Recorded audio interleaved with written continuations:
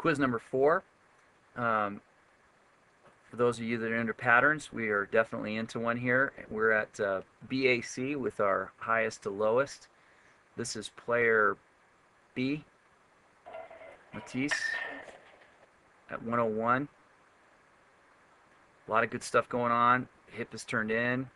There's a good amount of forward momentum. Hands are walking away so that we're creating stretch in the ab area. See that angle that's created right here? Very solid. Under 90 degrees. That's very hard to get an accurate angle on that. We're just trying to get a decent idea, but you can see that the lead arm is definitely locked out and that there's very good angle created with the release still yet to happen. I still think that this player has a little bit to go, because as long as there's a retreat again, and you can see if we draw that line down the center, at this moment, there's a retreat at that instant, and so this becomes like a shock absorber.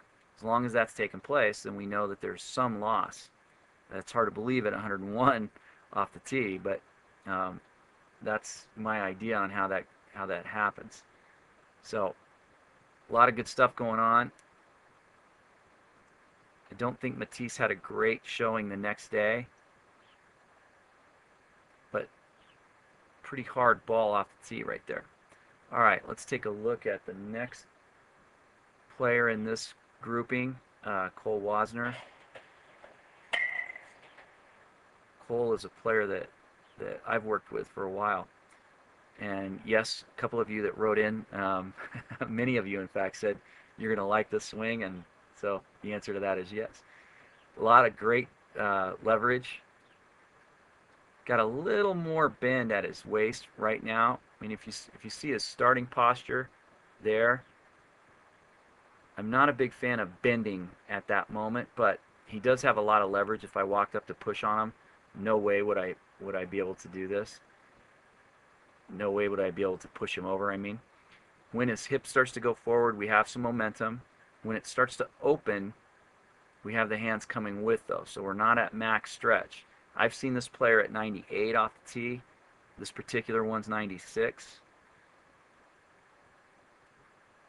So I know there's a little bit of loss happening, and I think it happens right here. When the hip starts to go, instead of the hands creeping back that last little bit to create the max stretch in the abs, because we got full release here, we got lock.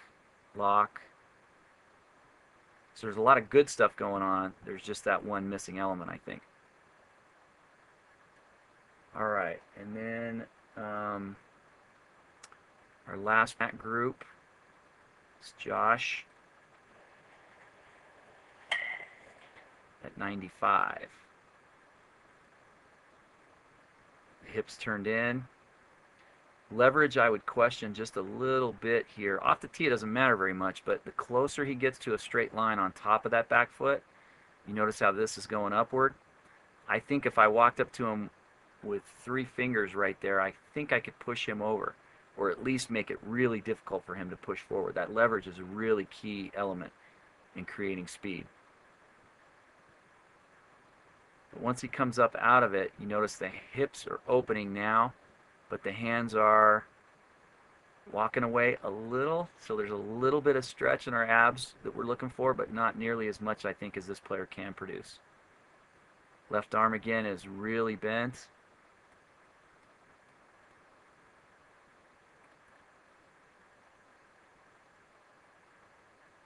Pretty good release though, all the way off the backside.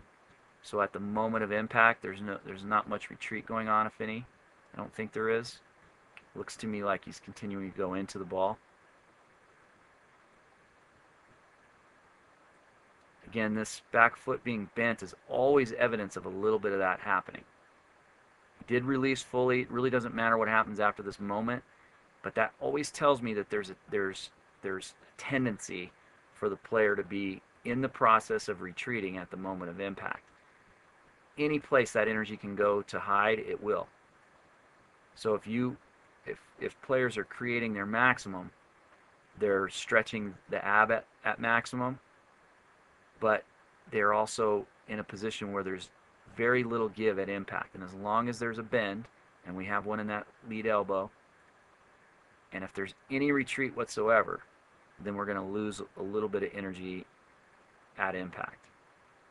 So there you have it. Let's take a look at our leader in this group one more time.